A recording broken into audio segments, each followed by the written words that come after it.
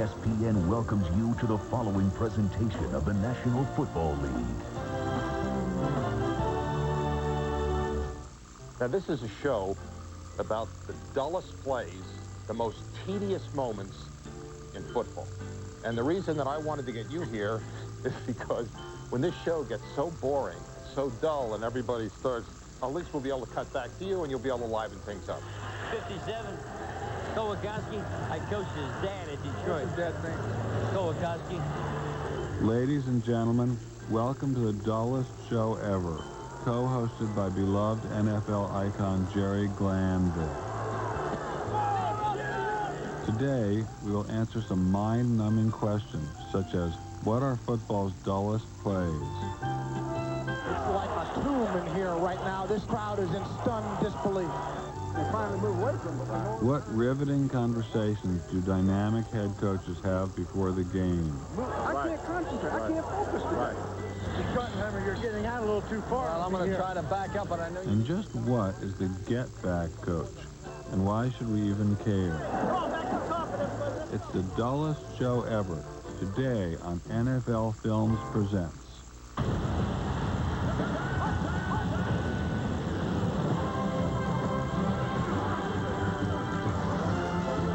Hold on to your seats for this play, folks. What kind of a call is that? This is when the big balls come out. This one's for God.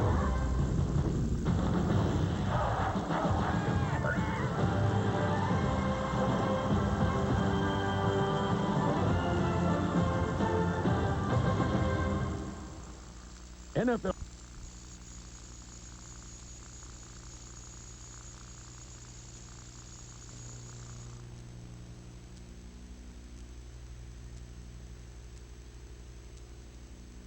TV.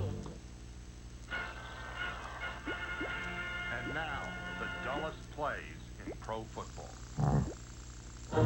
If you watch enough highlight shows, you've probably been brainwashed into believing that every play in the NFL produces eye-popping, jaw-dropping excitement.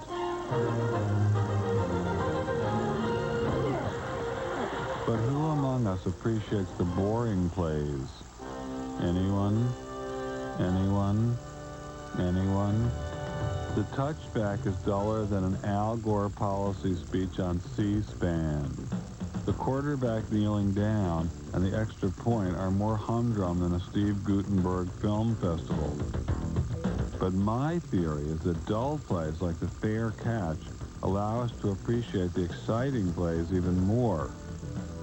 Spiking the ball to kill the clock has its own boring beauty. So I hate it when someone ruins a good thing. I believe Marino is saying I'm going to spike it with 32, 31, 30 seconds to go. Marino takes the snap from center. He's looking. He throws.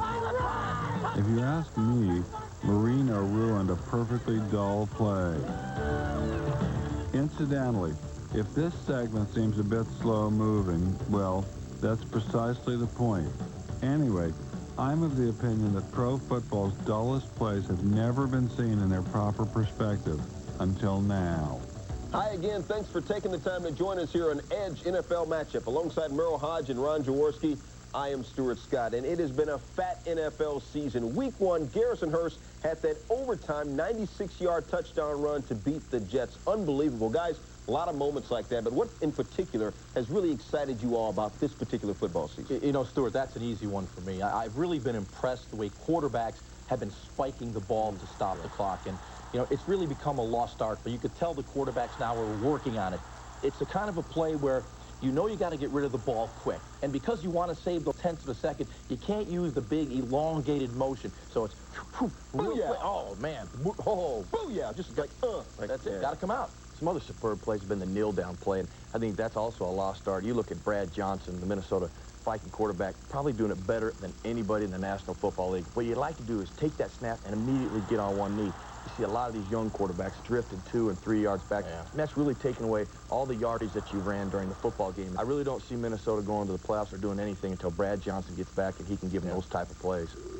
Imagine what it would be like if the dull plays were treated with the same reverence as the exciting ones.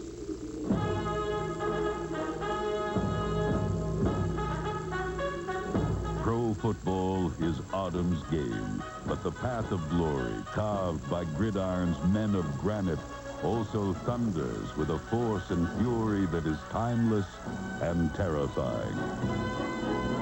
Come on, let's go now. Let's go. Let's go. Come on, let's go. Get him up there. Here we go. Fasten your seatbelts, folks. This could be the start of something big. What a way to start the football game. Do you believe my good? Do you believe it? I don't believe it. Magnificent. Oh, this is incredible. This is one of the very best. Made the catch. How did he do it? How did he do The it? man is magical. Put that one in the highlights, Aunt Mary. Hold on to your seatbelt. White knuckle time. It couldn't be more dramatic. It couldn't be more dramatic. That'll do it. That'll do it. Pro football is a majestic spectacle of mighty men and magic moments. This glorious game offers us a quest for excellence that enables all of us to measure the very best we can be. I think in the 3 years that I've been here, I think that's the first time that we've knelt down 3 straight times at the end of the ball game. I like that. I like that. In case anybody wonders what we, that's good. That's good. We've been able to kneel 3 times at the end of the ball game. Now, you said you cut a player at halftime? Right. He didn't even come out the second half. In fact, I gave him a $10 bill and said, you ride home on the Greyhound. I'm not even letting you fly home with you. I want that to walk home. Don't let him get on the airplane. The guy was playing so bad in the first half. You cut him in front of the whole team? In front of the whole team. In fact, I asked him if he would just hit me on the chin. As I asked him, just punch me right on the jaw so I can say you hit somebody today before I cut you, because I haven't seen you hit us all. When we return, more boring, tedious, senseless stuff.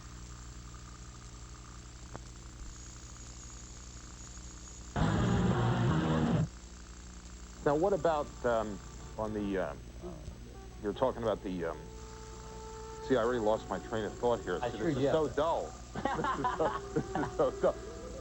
Jerry, has there ever been a coach that's rubbed you the wrong way? I'll never forget Cincinnati had a coach that was mentally insane. His name was Sam. Sam Weish was looking to pour some salt on the wounds of Glanville's Oilers. And Sam was trying to kick a field goal to beat us by 60 on the last play. Weish ran up the score, and then both coaches ran off at the mouth. They got humiliated. We're going right for their jugular, and we weren't going to reset our heel either. Really, I mean, you can only be so stupid, but they have exceeded the limits here somehow. You know, they're a team with no discipline. I knew Sam a long, long time. I don't think any less of Sam now than I ever did. Most coaches get along a little better than Glanville and Weish. But what do they talk about before games? During pregame warm-ups, the players stretch while the coach stands still, and so does time.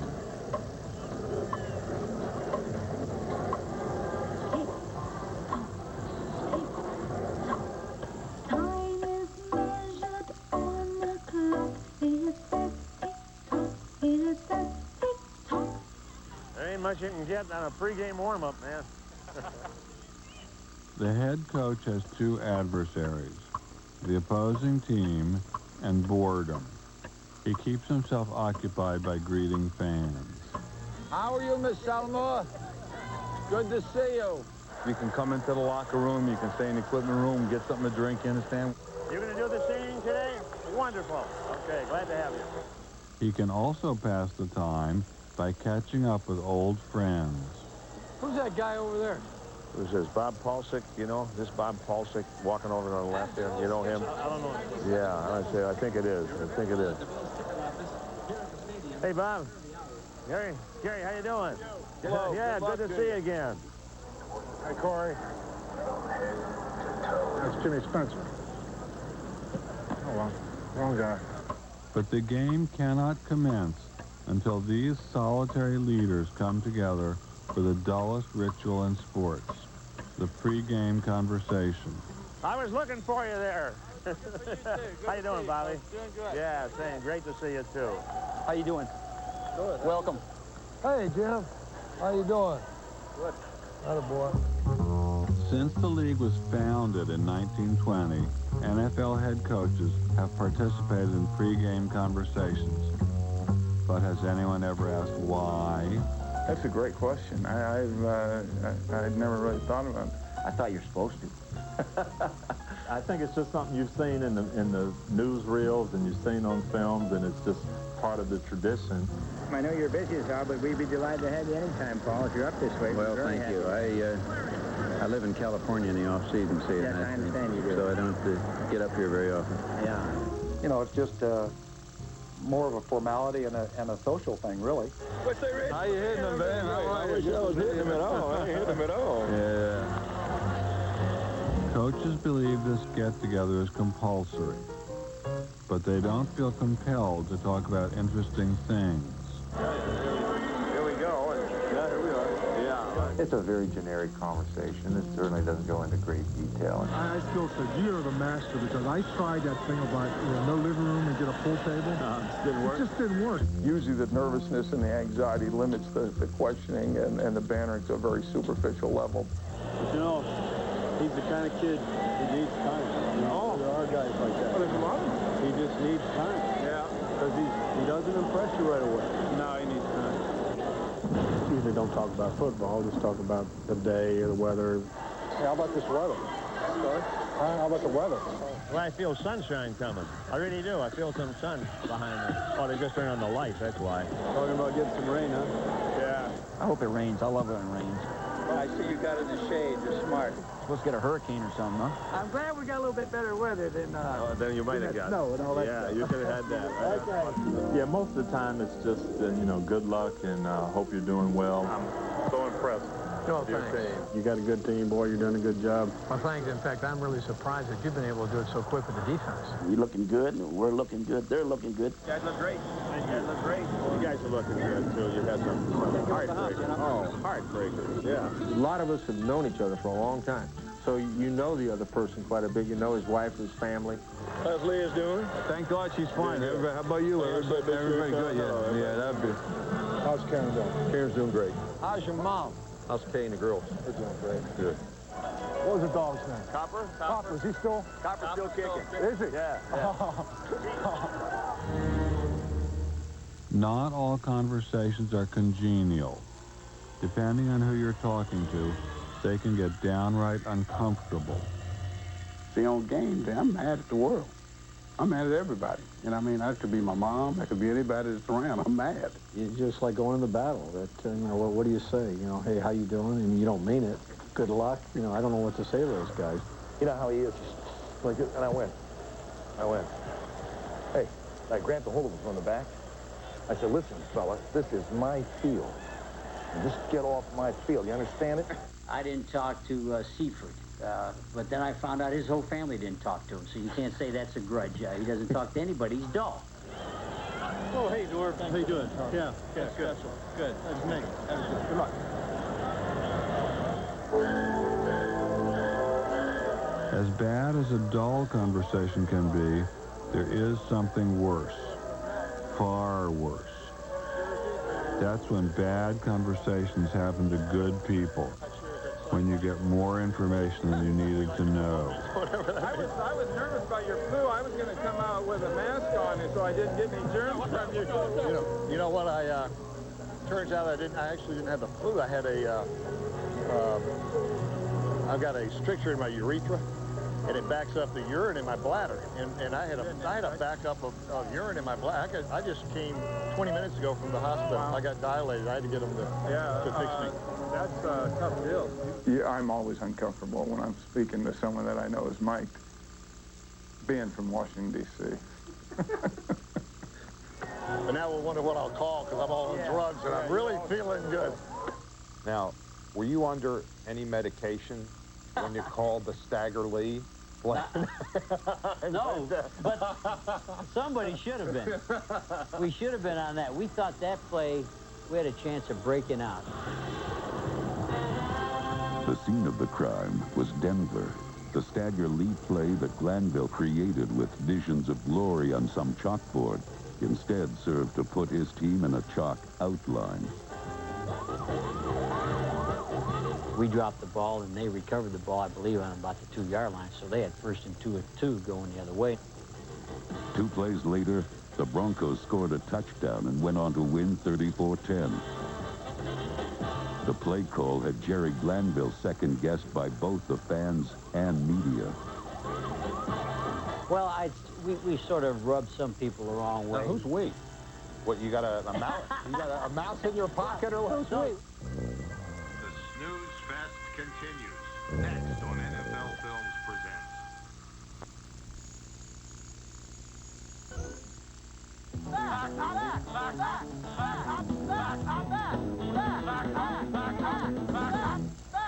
What's a get-back, Coach? Well, in the National Football League, your team cannot cross this line to get in the way of the officials. You know, I can't coach a football team, learn what's going on, and tell people to get back because we're going to get penalized. And the official comes to the head coach and says, either get them back or you're getting penalized. So game day, would always have a first-string get-back coach. He's the get-back coach. You keep everybody back. If you keep the players back by there, then the coaches don't have Let me say this. If they're not back, don't penalize us. I fire him. Just tell me and he's out of work. That's his job. What do you look for in a get-back coach? He's got to be a total, complete jerk. He's got to be somebody nobody likes. When the game's over, the poor get-back coach doesn't even know who won. He's just thrilled to death if we didn't get a penalty. I don't want you getting a penalty, Campo. You get a penalty, your ass is walking on. You with me? You're like the assistant get-back coach. When they tell you, get him back, you're the head coach, or you're getting a penalty. Hey, Chip. Then you are the get-back coach to you find the get-back coach immediately. You take care of these guys and get them back. He's got them. Get them all back and stay there. Before get-back coaches, head coaches performed this annoying task. Get back. Hey, stay behind this thing. In fact, keeping his players back proved to be the hardest adjustment former Bucs head coach John McKay faced in the NFL. That was another one of our rules. They had a line out there, and the players that were not in the game were not supposed to go in front of that line.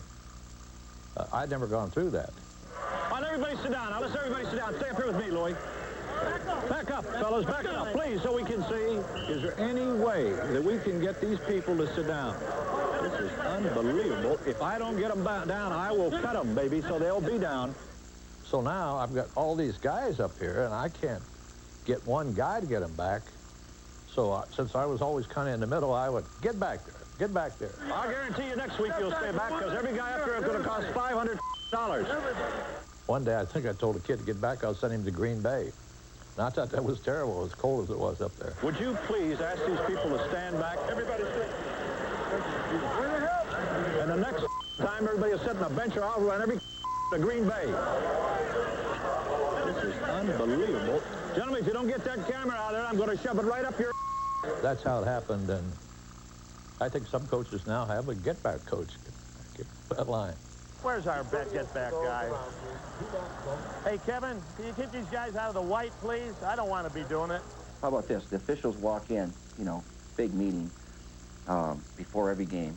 They come in, their little cards, and they say, all right, who are your captains? And who's your get-back coach? And that's it. And they're out of there. Get Kevin to get these people. Find Kevin, damn it. No, get Kevin. Coaches getting mad at them, yell at them, players yell at them. Hey, they got to answer to one guy, the head man. Get your butt back. Hey, where is Kevin? Right there, Coach. Will you get the people out of the way? Damn it, I don't want to do it. Back up behind the yellow line, please. Back up so I can see the game. Oh. My fault. Qualifications are, you know, to keep everybody back. To be able to also understand that I will get mad at him for not getting people back. Recognizing that I'm probably part of the problem as well. And he's got to keep the players back and the coaches at times if necessary, but he's doing it in a very tactful way.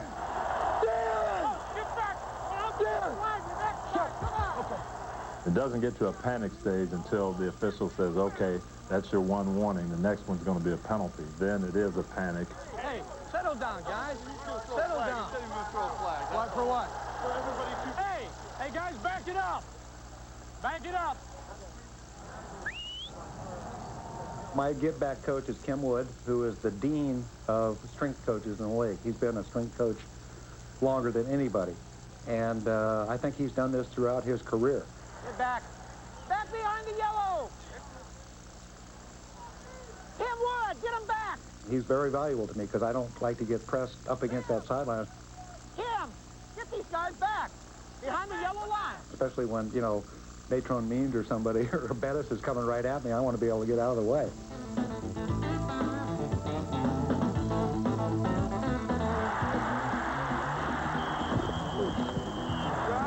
Damn you! Damn you, McNair! The first time somebody's got me off my feet. What's the next step up for get-back coach? Or is that as high as it goes? Is that something that a coach that you aspire to, or? I would have get-back coaches say, you know, I don't want this job next year. If you could get this done. I said, what do you mean? You're at the top of the ladder? You're as high as you can get, and you're going to relinquish this honor? Nobody wants to be the get-back coach. You're looking to move any direction, lateral, downward, upward, just move out of that position. Another job nobody should want is being an NFL official. They haven't run you out yet? Not yet. Especially one who has to deal with head coaches. Well, that's longer than No, you never will. Yeah, well, where do you live? Where's your hometown? Dallas? Oh, now I know. If you live in Dallas, that should be illegal. How in the hell do I get a Dallas official in Dallas? I could have told you. He's from Dallas. Are you Jimmy Johnson's neighbor? No. What about talking to officials? Did you ever talk to officials before the game? I would ask if they had any rookies. He's the first-year official. You know what? Was he from college? I hate them college guys. That's all right. I hate them. Was he a Bula official? Huh? Is he a college official? Well, he's a first-year man. He's just Would you bring him over to me, please? And they bring this guy in, and he says, Coach, you probably won't remember me, but you sat in my house and ate a piece of chocolate cake. And I looked at him, I says, best cake I ever had. Bobby McGrath, I signed you to a football scholarship at Western Kentucky. And he says, Coach, how do you remember that? I said, that's not important. What is important is you watch the game this year. Don't you throw a flag till you've been in the league at least 2 or 3 years. This isn't college. You're not at a home college. I understand. This is the NFL, which stands for not for long when you make them calls. Yeah. I'll be selling groceries. When we drafted Tim Duncan... Are you old school?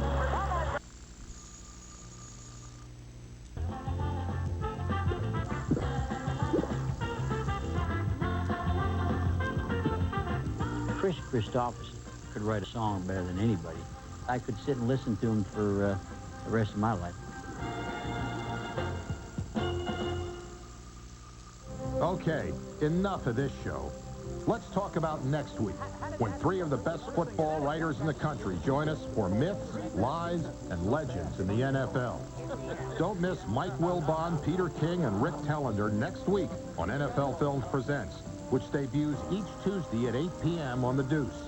For additional airtimes, check your local listings.